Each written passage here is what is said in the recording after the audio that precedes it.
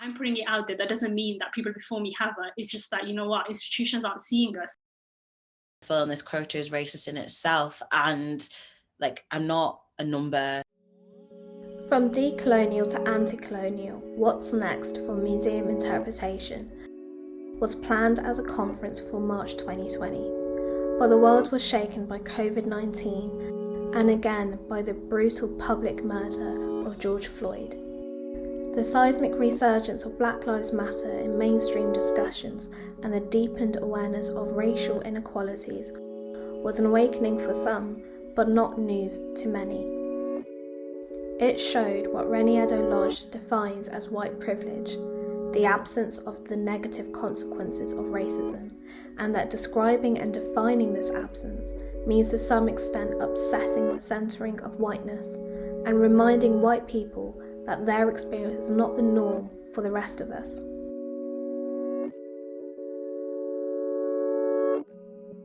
Arts institutions are not immune to historical dynamics or current events. More is expected from them. What does public accountability look like for museums and galleries going forward? It means, in part, engaging with visual activism.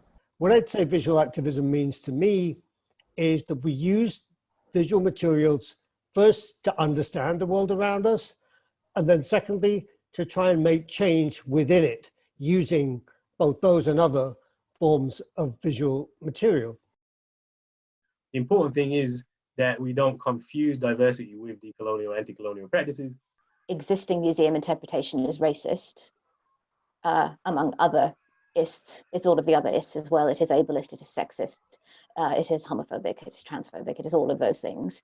By mislabeling things which aren't revolutionary, we then close off any potential of the revolutionary decolonial, anti-colonial practice.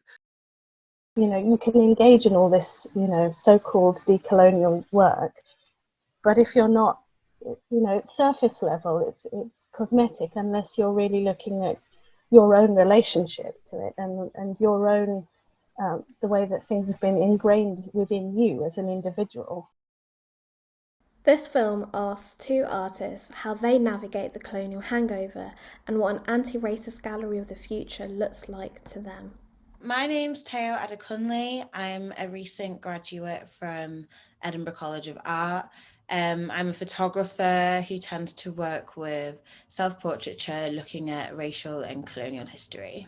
Hi, I'm Nilupa Yasmin and I am based in Birmingham. I'm an artist and educator and work primarily within photography. My work in general is just a really nice process of teaching myself to unlearn certain damaging things that I've just taken as fact for so long. And it's quite freeing and very cathartic. With the Venus Noire project, I think that was the biggest sort of change that happened in me, is because I learned so much about various figures within Black history.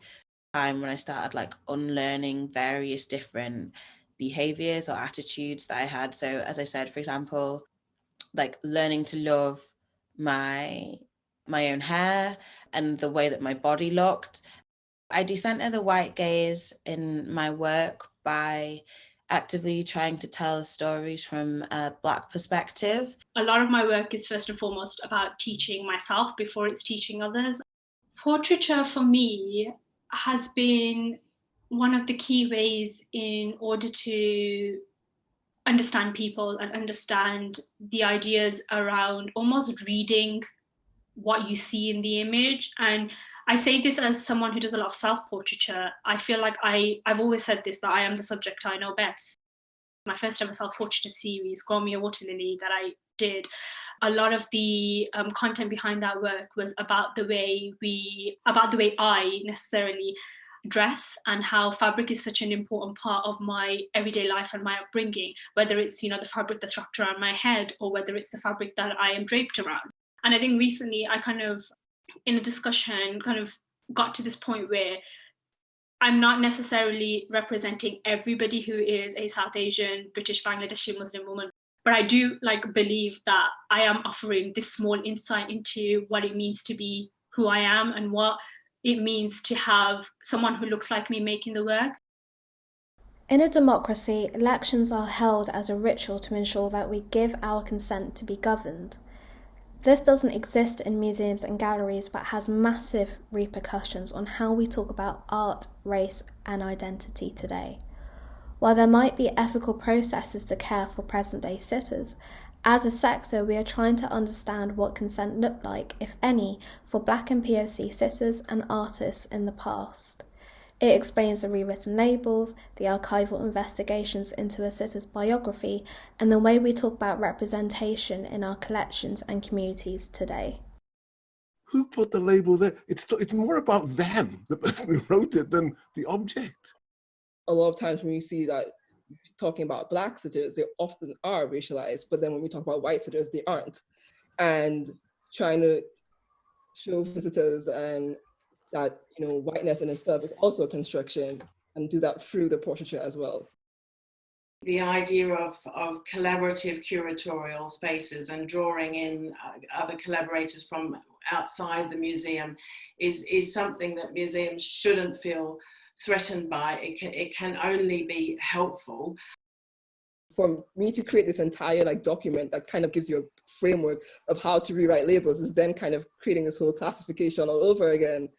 Idea behind, you know, decoloniality is exactly the opposite of that.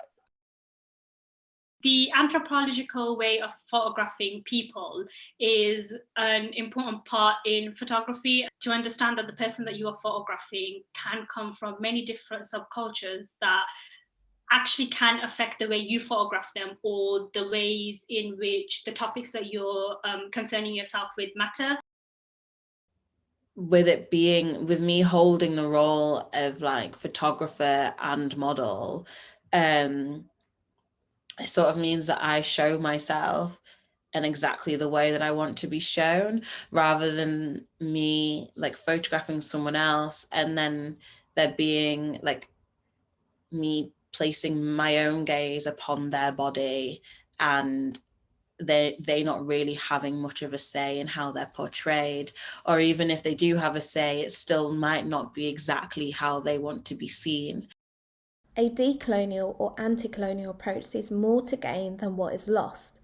The 21st century museum and gallery is one that's democratic, where power is shared. What would that look and feel like? I feel like an anti-colonial gallery space, to me, would be something that probably wouldn't feel like a gallery. It's just a bit boring to see the same stories being told over and over again. By dismantling the people right at the top, the people who make the decisions, you realise that suddenly certain decisions are possible because there's someone at the top that understands what you're on about. I think if someone was to say that they were just here to preserve the past, I'd say that they were preserving, the way that they were preserving that past was being done in a really inaccurate way. Stop asking people who are not part of our community, who don't have any access to the emotions or the access to experiences that we have to tell our stories. They can help artists like me is just to open up the space for people who are telling stories like the stories that I am. We need to just take away the idea of what a museum and a gallery is and start from there. And we can begin this by having museums and galleries asking themselves, whose consent do I have to tell this story? You see, if they regularly question their mandate, it would check in on practices which uphold white privilege. The future lies in how we can collectively undo, imagine, create, and instill practices of compassion and care towards past, contemporary, and future Black and POCs who make up the workforce and our collections. Centering their consent is the key for museums and galleries to arrive at the 21st century.